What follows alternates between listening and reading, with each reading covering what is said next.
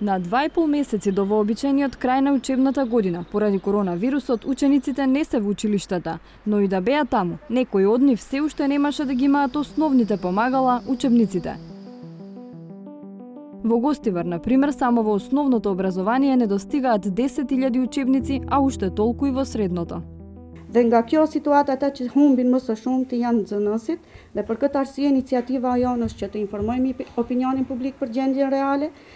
Sot, domethënë zyrtarisht kemi bërë edhe një reagim me gjithë këto analiza deri tek edhe Ministria e Arsimit të Shkencës të vendit tonë dhe nga e cila ne presim përgjigje pozitive se do të marrë domethënë masa dhe do të reagohet mbi furnizimin të paktën domethënë periudhës të cilës na ka ngel. Учебници не достигаат и во главниот град. Како се учи без учебници пред паузата поради коронавирусот, проверивме во основното училиште Гоце Делчев во општина Центар. Библиотекарката Сања Пејчиновска Крстиќ вели дека најголем проблем за нив е учебникот по македонски јазик, кој неодамна бил дистрибуиран само за одредени одделенија, но има и предмети за кои воопшто немаат учебници. Конкретно во нашето училиште најголемиот проблем е во 600 одделенија, каде учебниците со години, сигурно и 3 години наназад нема стигнато учебници. Меѓутоа, еве најголем проблем имаме со учебниците како што се македонски, општество, учебниците по историја, по географија, конкретно учебникот по географија бидејќи има нова програма, овие 2 години нема стигнато нов учебник. Учениците се снаоѓаат, но и самите се свесни дека тоа се само привремени решенија. А ние се снаоѓаме со тоа што или копираме, или пак ќе ни сликнат денешната технологија, нели преку телефоните работиме и така учиме. Нема друг начин. Па за време на настава или со другарката што седи до тебе, и заедно гледате од иста книга. Како е сето ова можно? Од Министерството за образование, кое е надлежно да обезбеди учебници, велат дека проблемот е комплексен. Учебниците примарно се делат на два вида. Оние за кои авторските права се во сопственост на Министерството, како македонски јазик, историја и географија, и оние за кои авторските права се во сопственост на издавачките куќи, странските јазици и предметите според Кембридж програмата како математика и природни науки. Недостигот според ресорниот министер Арбар Адеми се јавува пред секај учебниците за кои правата ги има Министерството. Бидејќи не сме имале успешна јавна набавка од 2014. А во декември 2019 заврши успешно јавната набавка, се склучени договори со економските оператори кои понудија најевтина цена и се дистрибуират учебниците низ училиштата. Втората група учебници за кои авторските права ги имаат издавачките куќи најчесто не доцнат, но таму има проблеми кои се од друга природа. Документите од Министерството за образование и Бирото за јавни набавки покажуваат дека за учебници од 2013 година се склучени договори во 4 очи со вкупно 24 издавачки фирми, но според анализа на невладината организација Центар за граѓански комуникации има битни разлики во дистрибуцијата на овие договори по фирми. Од вкупниот колач до 1 милион евра вкупен приход во последните 7 години имале дури 19 од 24 анализирани издавачки куќи. За истиот временски период, приход поголем од 1, а помало од 2 милиони евра имаат две фирми. Само 3 издавачки куќи оствариле приходи над 2 милиона евра, Просветно дело 6,4 милиони евра, Арберија дизајн 9,6 милиони евра и Арс Ламина 15,4 милиони евра. Ако подетално се анализира работењето на трите компании од кои Министерството најчесто купувало учебници, се појавуваат нови разлики.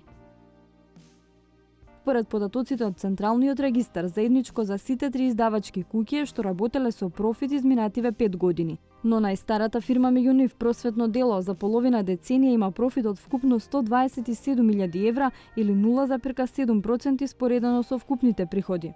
Арберија дизајн работи со неверојатен профит од 63% или во апсолутни бројки за 5 години 8,3 милиони евра добивка.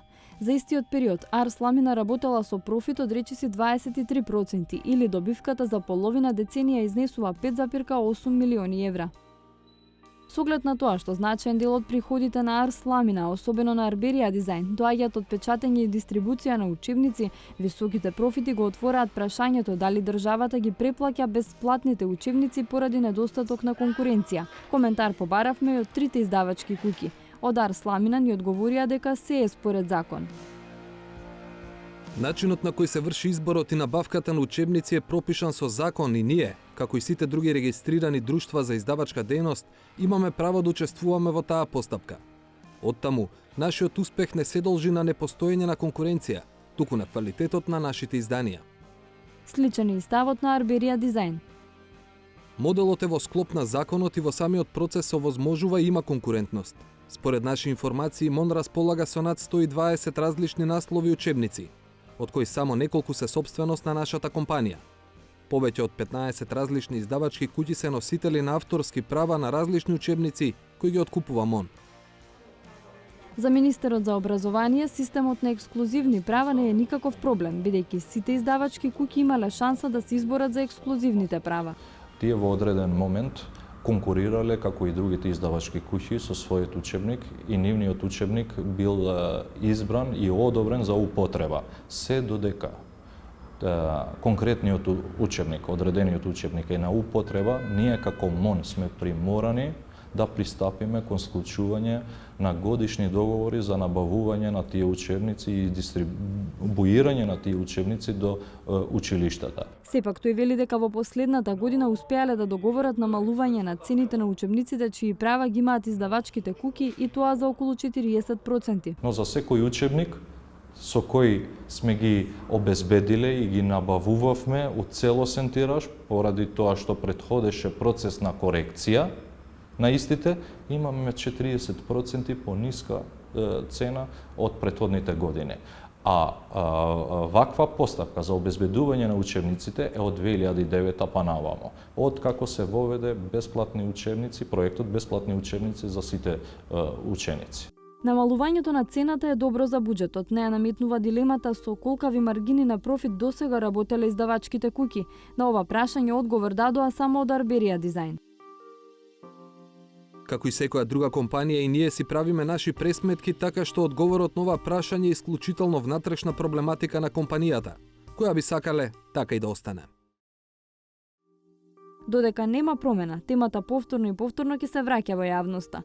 Например, во годишниот извештај на ДУИ за 2015 година, Арберија дизајн се појави како најголем поединечен донатор со 20.000 евра. Подоцнежно истражување на порталот Призма покажа дека 93% од приходите на фирма се од државни институции, предводени во најголем дел од кадри на ДУИ. Ако нема ништо спорно со донацијата, тогаш се е регуларно, изјави тогаш главниот уредник на Арберија дизајн. Денес, министерот Арбер Адеми вели дека не е важно дали некоја од издавачките куќи финансира партиски кампањи. Јас не знам дека некој од издавачките куќи е пријавен како донатор на некоја одредена политичка партија, но и да е така, тоа мене како министер не ми значи ништо. И јас сум фокусиран да ја запазам законската постапка за набавување на учебници за нашите деца, тоа што е предвидено со закон. Дел од овие проблеми можеби ќе се решат со новиот закон за учебници. Сепак, во однос на ексклузивните права за учебниците, намерата на Министерството не е да ги укине, туку напротив, владата да се откаже од правата и на оние учебници што сега ги поседува. Со тоа, државата смета дека повеќе нема да има ученици кои на крајот на учебната година нема да имаат учебници. Дали ќе се најде фер систем, тие да не чинат повеќе од колку што реално вредат, останува прашање без одговор за сега.